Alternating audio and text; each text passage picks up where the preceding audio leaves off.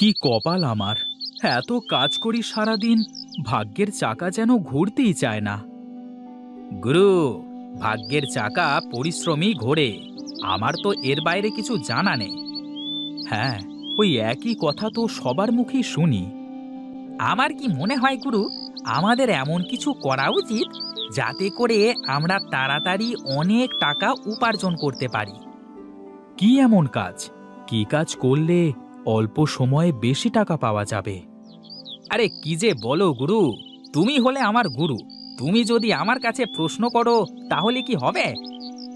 মাথা তো কাজ করে না রে পাগলা, কি যে করি। বলি কি গুরু, আমরা এক কাজ করতে পারি। কি কাজ বল দেখি? এই চলো, আমরা আজ থেকে সব কাজ বাদ দিয়ে ব্যাংক ডাকাতি করি। কি সব বলিস? তোর খালি আজে বাজে কথা। একটু ভালো করে চিন্তা কর দেখি। এই বসে বসে মাথায় কোনো চিন্তা আসবে না গুরু। বড় লোক তো আমাকে হতেই হবে, তাতে যেভাবেই হোক। তুই খালি আমার কথা মতো কাজ কর দেখি। আমার কি, তুমি যা বলো আমি তাই করি। শোন বলাই, এখন বাড়িতে যা, ও বেলায় ঘাটে চলে আয়, দেখি কি করা যায়। ঠিক আছে গুরু, তোমার যা ইচ্ছা।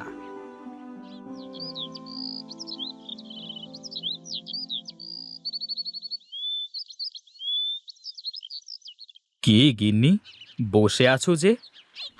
এখন আসার সময় হলো তোমার? রান্না করে সেই কখন থেকে বসে আছি, এই আসছো বুঝি? আসবো তো গিন্নি, এত ব্যস্ত থাকি সব সময়। হ্যাঁ, কি যে ব্যস্ত থাকো তা তো আমি ভালোই জানি। পেয়েছো তো ওই ভাদাইমা বলায়ের সাথে সারাদিন কুমতলব আটার। বাজে কথা বলো না তো গিন্নি। হ্যাঁ, আমি যা বলি তা তোমার কাছে বাজে কথাই হয়ে যায়। এখন এসো, কটা খেয়ে আমাকে উদ্ধার করো। আমার তো আর তোমার মতো ঘুরে বেড়ালে চলবে না, অনেক কাজ পড়ে আছে। বলি শোনো গিন্নি, এত চিন্তা করো না। একদিন দেখবে আমরা কত টাকার মালিক হই। হ্যাঁ হ্যাঁ, তা দেখা যাবে, যেদিন হবে সেদিন বলবে। আহা, তোমার হাতের রান্না মনে হয় অমৃতের স্বাদ। আহা, কি রসের কথা! সেই তো 3 বেলা ডাল ভাত ছাড়া কিছু জুটাতে পারো না, আবার এমন ভাবে বলছো যেন বিরিয়ানি রান্না করেছি।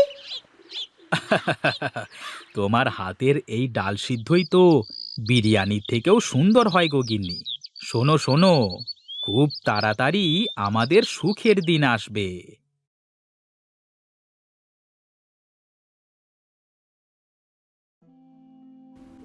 ওরে বলাই, এসেছিস? এই তো বেলা করে কোথায় কোথায় ঘুরে বেড়াচ্ছিস বল দেখি। এই কোথায় আর ঘুরে বেড়াবো, আমি ছিলাম আমার কাজে। এখন বলো দেখি, খাবার টাবার কিছু আছে নাকি? দেখ, ওই ওখানে খাবার বাড়া আছে, খেয়ে নে।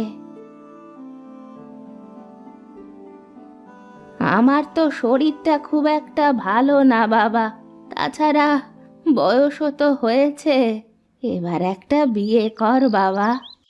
আরে আমাকে কে মেয়ে দেবে বলো দেখি? আমার মতো ভেদামার্কা ছেলের সাথে কেউ মেয়ে দেবে না মা। আগে বড়লোক হই, তারপর দেখা যাবে। হ্যাঁ, আমি মরি তারপরে করিস। আমার তো জীবনে একটু শান্তি দিবি নে তুই, একটু শান্তি দিবি নে।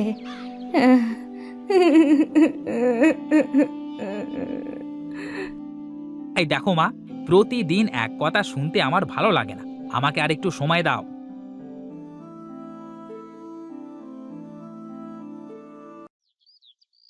বুঝলে গিন্নি, বাঁশ বাগানে অনেক বাঁশ হয়ে গেছে।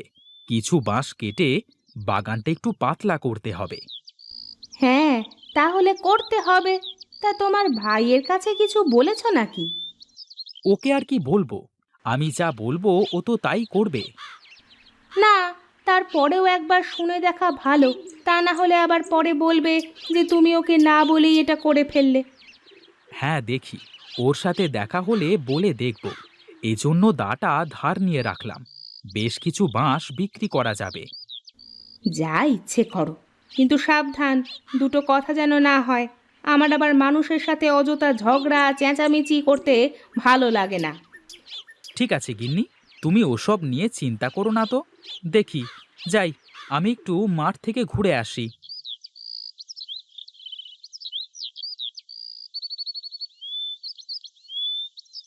আচ্ছা বলাই, একটা কাজ করলে কেমন হয়?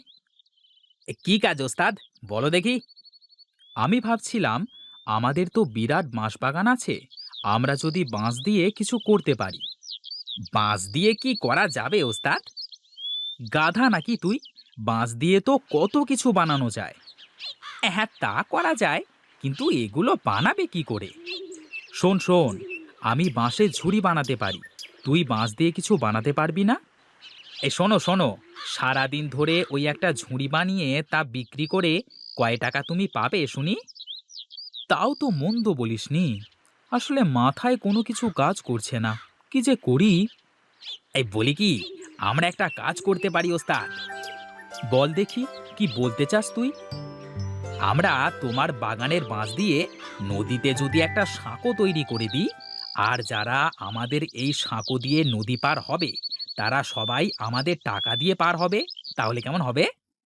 তাতে তো অনেক বাঁশ লাগবে, আর এলাকার মানুষ কি আমাদের টাকা দিয়ে সাঁকো পার হবে? শোনো ওস্তাদ, ওই দেখো, সবাই তো নৌকা করে নদী পারাপার হয়, তাহলে তারা তো মাঝিকে পয়সা দিয়ে পার হচ্ছে, তাই না? হ্যাঁ, তা অবশ্য ঠিক।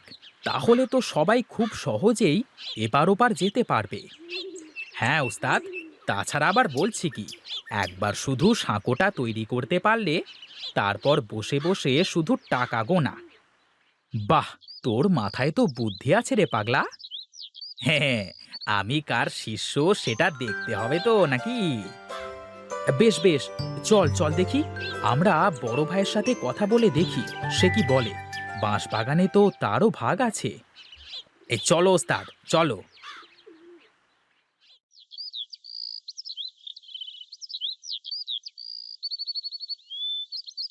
সে কি দাদা, এখানে দাঁড়িয়ে আছো যে? কিছু বাঁশ কেটে বাগানটা একটু ফাঁকা করতে হবে, তাই দেখছিলাম আর কি, কোথা কোথা থেকে বাঁশ কাটা যায়। তাহলে তো ভালোই হলো ওস্তাদ, আমাদের কাজ আরো সহজ হয়ে যাচ্ছে। কি রে, তোদের আবার কি কাজ সহজ হবে? বলছি দাদা, তোমার কাছেই যাচ্ছিলাম, তা তোমাকে এখানেই পেয়ে গেলাম, ভালোই হলো। কি বলবি বল দেখি, শুনি। আমরা ভেবেছি, আমাদের তো বাঁশের বাগান আছে, আমরা নদীতে একটা সাঁকো তৈরি করব। হ্যাঁ দাদা, এই কাজ করতে পারলে আমাদের অনেক লাভ হবে। তোদের মতলব কি বল দেখি? তোরা কি জনসেবা করতে লাগছিস নাকি? সামনে কি ভোটে দাঁড়াবি নাকি? আরে দাদা, কি যে বলো, আমি কেন ভোটে দাঁড়াতে যাব? আমি তো ব্যবসা করব। ব্যবসা? সাঁকো দিয়ে কিভাবে ব্যবসা করবি? হ্যাঁ দাদা, বলি, সারা দিন এপার থেকে ওপার, ওপার থেকে এপার, কত মানুষ যাওয়া আসা, এখন সবাই তো নৌকা করেই যাওয়া আসা করে, তাই না? হ্যাঁ, তা করে। এই জন্যই তো আমরা আমাদের নিজের খরচে সাঁকো বানাবো, আর যারা যারা আমাদের সাঁকো দিয়ে পার হবে তারা তারা আমাদের টাকা দিয়ে পার হবে। না ভাই, তোদের এই উদ্ভট চিন্তায় আমি নেই ভাই। আমি আমার ভাগের বাঁশ নষ্ট করতে দেব না। তোদের ইচ্ছে হলে রমেশের ভাগের বাঁশ দিয়ে করতে পারিস, আমাকে এসবের মধ্যে ডাকিস না। এই রে, দাদা তো কিছুই বুঝতেই চাইলো না। আমি বলি কি ওস্তাদ, আমরা আমাদের কাজ করি, দাদা যখন দেখবে আমরা সফল হয়েছি তখন আমাদের সাথে চলে আসবে। ঠিক আছে, কাল থেকেই তাহলে আমরা কাজে লেগে পড়ি। চল, এখন বাড়িতে যাওয়া যাক।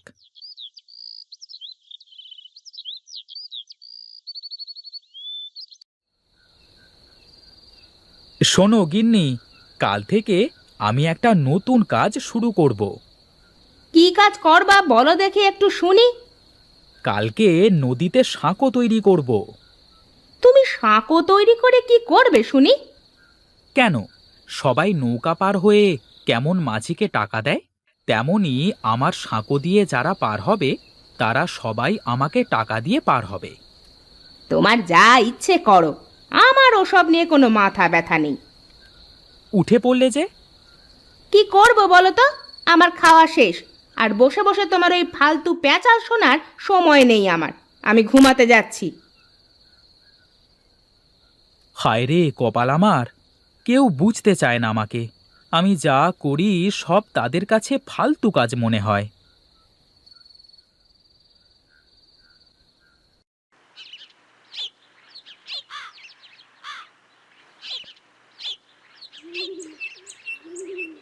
শোন বলাই, আমি বাঁশ কাটতে থাকি আর তুই বাঁশগুলো গাড়িতে করে টানতে থাক।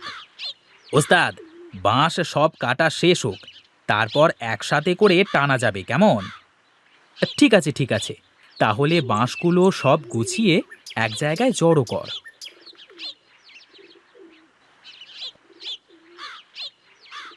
বাঁশ তো সব কাটা শেষ রে বলাই, এবার নে গাড়িতে ওঠা সব বাঁশ। ঠিক আছে ওস্তাদ।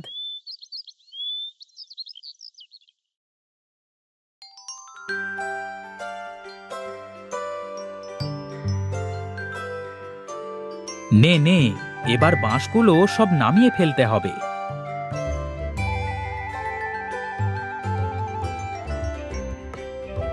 যাক, এবার শুধু সাঁকোটা বানানোর কাজ। শোন রে বলাই, যারা আমাদের সঙ্গ দিল না তারা দেখবি আফসোস করবে। ওস্তাদ, আমি জানি তুমি যা করো তা সব ভেবেই করো। বুদ্ধিটা আমার হলেও এটা ভালো না মন্দ তা তো তুমি ভালো করে ভেবেছো, তাই না? হ্যাঁ রে, আমি সব ভেবেই করছি। নে নে, কাজ শুরু কর।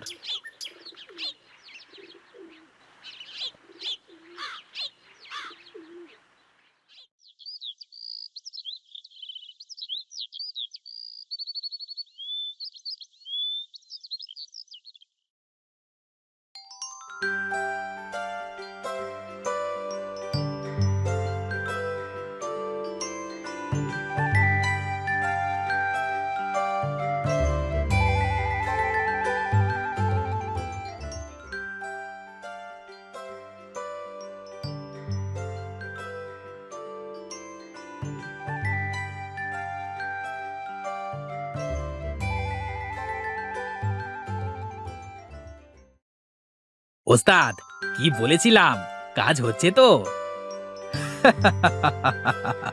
হ্যাঁ রে হ্যাঁ, আজ এই ভাগের বাঁশবাগান আমার ভাগ্য খুলে দিল রে বলাই।